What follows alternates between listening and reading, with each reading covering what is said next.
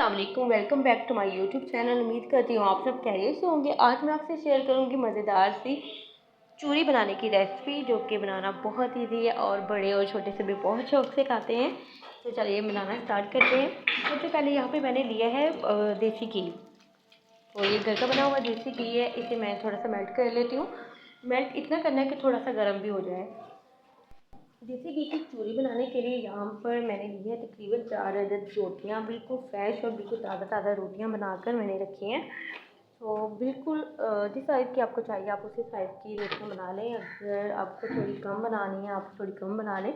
तो यहाँ पर तकरीबन मैं 2 से 3 लोगों के लिए बना रही हूँ, तो इस वजह से मैंने 4 यहाँ पर रोटियाँ ली हैं।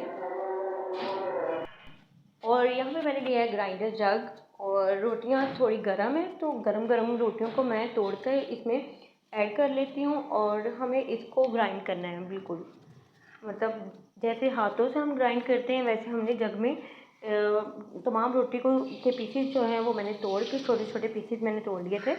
और अब हम इसे ग्राइंड कर लेंगे।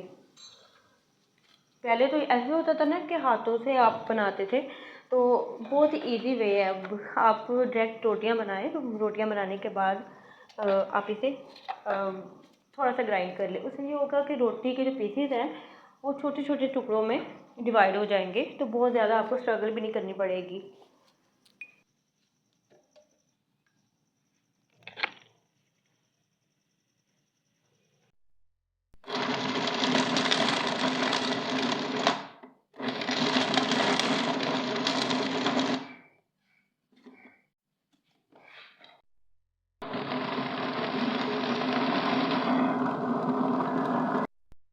रोटी को ग्राइंड करने में तकरीबन 1 से 2 मिनट मुश्किल से लग गए होंगे, तो बहुत इजीली ये ग्राइंड हो जाती है।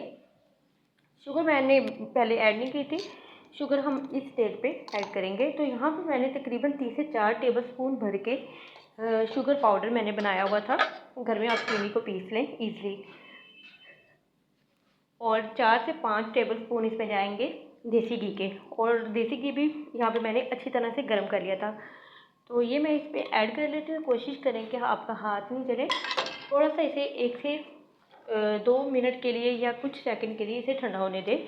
उसके बाद इसे हाथों से ऐसे दबा दबा कर हम अच्छी तरह से मिक्स कर लेंगे, ताकि जो इसमें हमने चीनी ऐड की है, घी ऐड किया, वो अच्छी तरह से मिक्स हो जाए। क्योंकि वो जो पीसेस हैं हमने ग्राइंड किए थे वो बहुत ज़्यादा छोटे नहीं थे, तो थोड़ी सी इस पर स्ट्रगल आपको करनी पड़ेगी।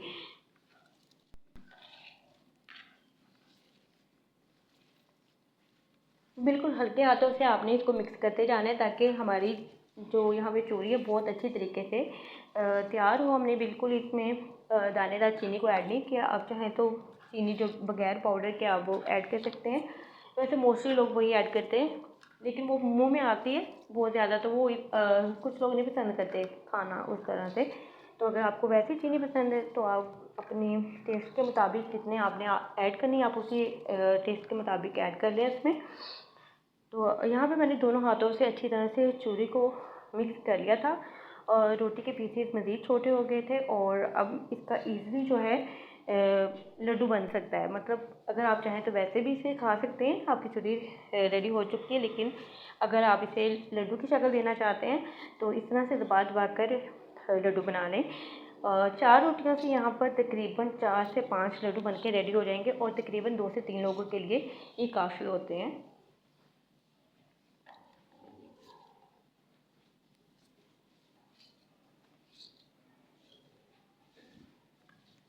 अगर आप चाहें तो इसमें नट्स वगैरह भी ऐड कर सकते हैं, वो आप पे डिपेंड करता है कि आपको नट्स खाना पसंद है या नहीं। अगर आप बगैर नट्स के बनाना चाहते हैं तो आप इस तरह से बिल्कुल आसान तरीके से बना सकते हैं।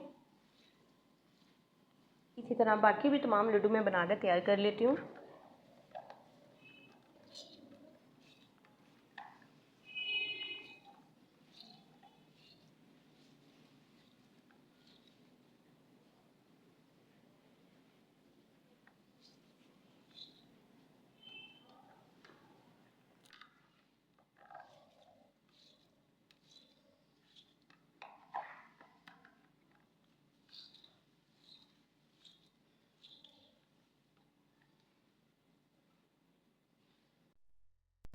हमारे मज़ेदार से चूरे के लड्डू यहाँ पे बनके रेडी हो चुके हैं और आप इसे ब्रेकफास्ट में भी खा सकते हैं और साथ आप चाय सर्व कर सकते हैं या आप इसे दूध के साथ भी ले सकते हैं।